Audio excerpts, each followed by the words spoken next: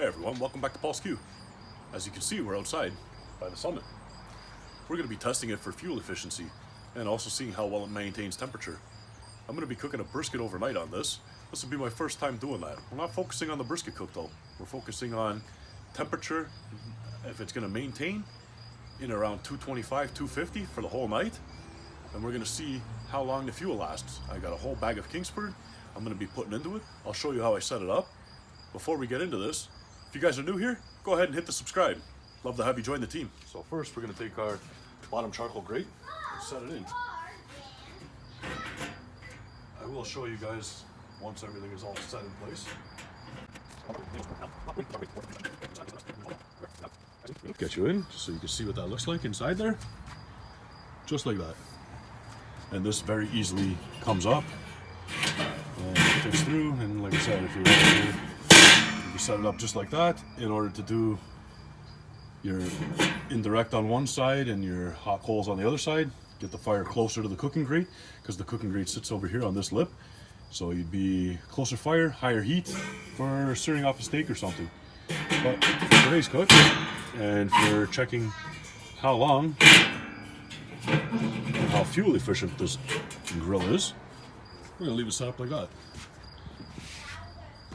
And for this one, Kingsford, 16-pound bag, original, blue, unopened, so there's no dispute. And it wasn't a full bag, we're missing some, and we're just gonna dump the whole bag right in. Chimney starter. Pull out some coals from the middle.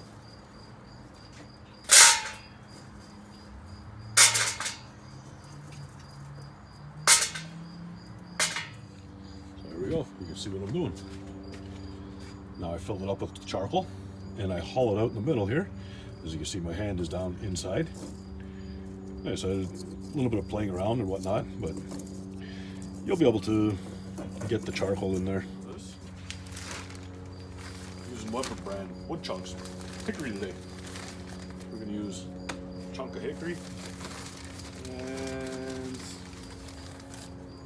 2 little tiny ones. That should be good enough for a wood for smoke. So this is how we're going to have it set up. Just like this. The wood's obviously not going to be staying right there where I put it, but it'll be in that general area. I'll probably dig it down a little bit into the charcoal. So I'm going to finish getting all this set up. You guys see the gist of it on how I'm setting it up. Let's get this charcoal started for this overnight cook to see how well we can maintain temperature and also fuel efficiency on the summit. I'm going to use my performer here, as you can see. Just turn on the gas assist, just like that. Put our chimney starter right over it, just like that.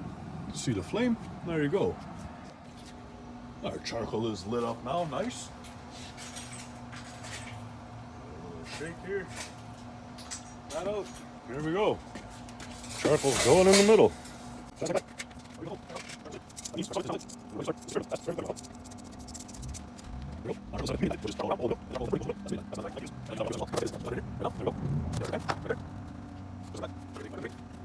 to use our Smoke X4 for this cook to monitor. And there we go, we're plugged in. Right now, the ambient temperature outside is 68 degrees, as you can see. There's no heat coming up from here just yet. Now there's a little bit of heat starting to generate up there. So we're going to go ahead and just set this quickly. And we'll set our high, or low, 275 is our high, 200 is our low. We're just going to keep that off to the side right now. And now we're going to close down the lid. So now while we're waiting for this to come up to temp, we've got our vent wide open over here. And we've got our bottom vent in the wide open position right now as well. So let's accelerate this a little bit. And let's open that right up. There you go. We've been about 10 minutes right now. As you can see, we're just at 204 and climbing. The time right now is right there, 7:17 p.m. Eastern Standard Time, Saturday, September the 12th, 7:18. So now, you guys know what time we've started this at. It was roughly about 7:05 when I started this. And like I said, 208 and climbing. So now let's close that down. That's fully open still. Let's come down here to the bottom. You can see what I'm gonna do. Just gonna give it one little sweep, and then we're gonna actually set it up halfway in between the smoke setting and the full open setting. We're gonna go maybe a little bit less than halfway, closer towards the smoke setting. And then up here on the top, I'm gonna turn the wheel so we're a little bit less than halfway open on that. And that should get us in that range between 225, 235. All right, we've overshot our temp a little. So now let's make some adjustments here. Not a big deal. One little sweep. And we'll set that closer to the smoke setting. As you can see, the smoke setting is actually this little dot here. That's the smoke setting, but we're gonna leave it right where it is there. And then on the top here, we're gonna close this down about right there. Looks about 1/8 of an inch open. We're gonna let it roll like that and see what the temperature settles in at. Right.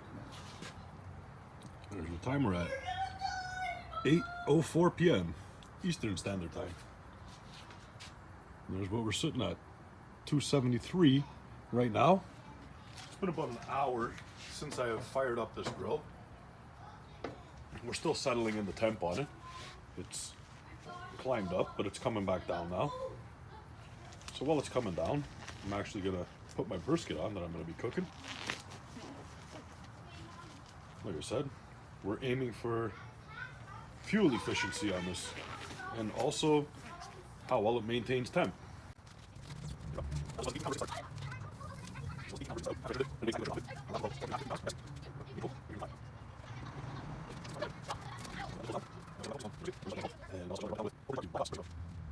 Focus is fuel efficiency and temperature maintaining.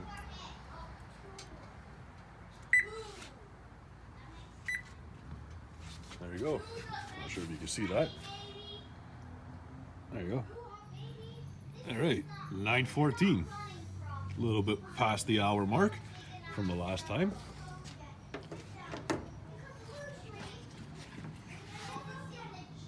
And there's what we're sitting at right now, 222.9. I just opened the vent up a touch on the top because I want to get it in that 225 range.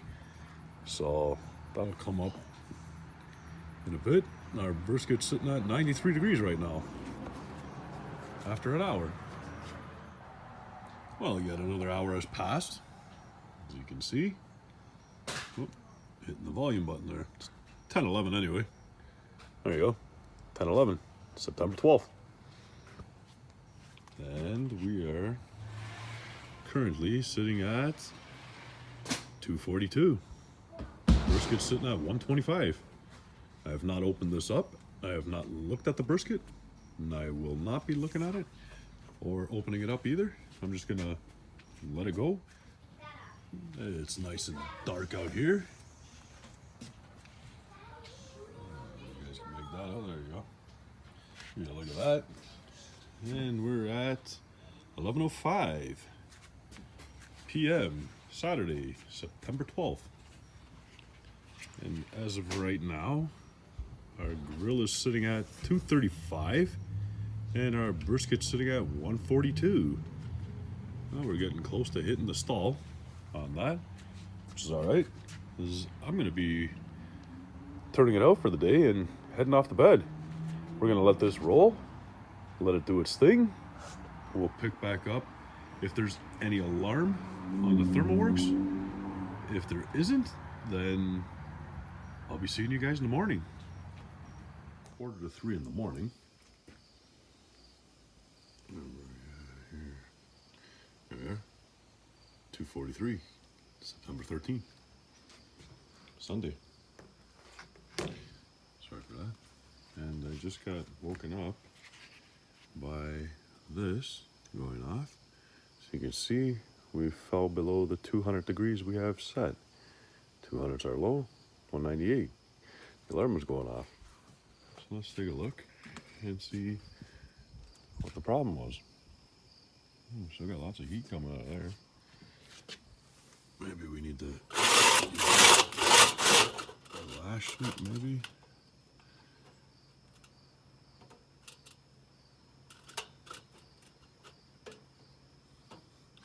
And I don't believe we're out of charcoal.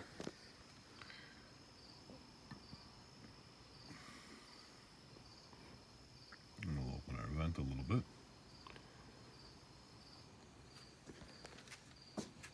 There we go. So it's been about 40 minutes now. As you can see, we're at 3:19 a.m. Eastern Standard Time, Sunday, September 13th. And we have recovered in temp. We're going back up to where we had it. It should stop in around 232, 233. Take a look at the dome. Not getting a good light on the dome there. There you go. All we did was a little minor adjustment on the top vent. Not sure what caused the temperature to drop down lower. Just from past experience with this grill. I know it's not burnt out of charcoal yet. There's no way. So I'm gonna sign off here and head back to bed. If there's any more changes, I will pick back up and show you guys. So we're at, and we at 7:26 a.m. And my alarm was just going off again for the opposite problem. We've been hitting the 275 mark right now. Not sure why we're hitting that. Not sure what happened to my brisket on there. I have already choked back the lid, damper a little bit. Vent damper, whatever. I've already choked that back a bit. Just trying to get it to come back down in temp, which it will. Just take a little bit of time. Not sure what's causing the temperature to spike the way it is. Just like at 3 o'clock in the morning, I wasn't understanding why the temperature dropped the way it did. So we have the opposite problem now. Not a big deal. I have not added any charcoal or anything. The last time you seen this was around 3:20, I guess it was, a.m. And I went back to bed just like I said I was. There's that rain that was supposed to happen overnight. It's coming down really good right now. You can hear it bounce off of the gazebo in the middle of the backyard.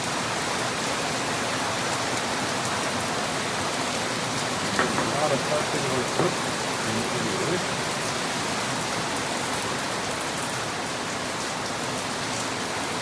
There we go. I've got the temperature settled in around 240.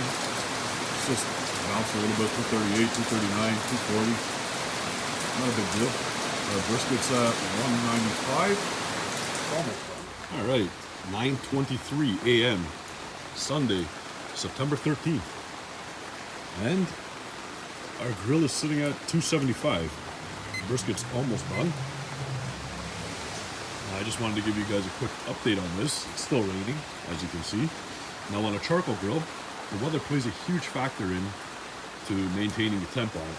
As you can see, I've gone ahead and I've closed this top vent pretty much all the way.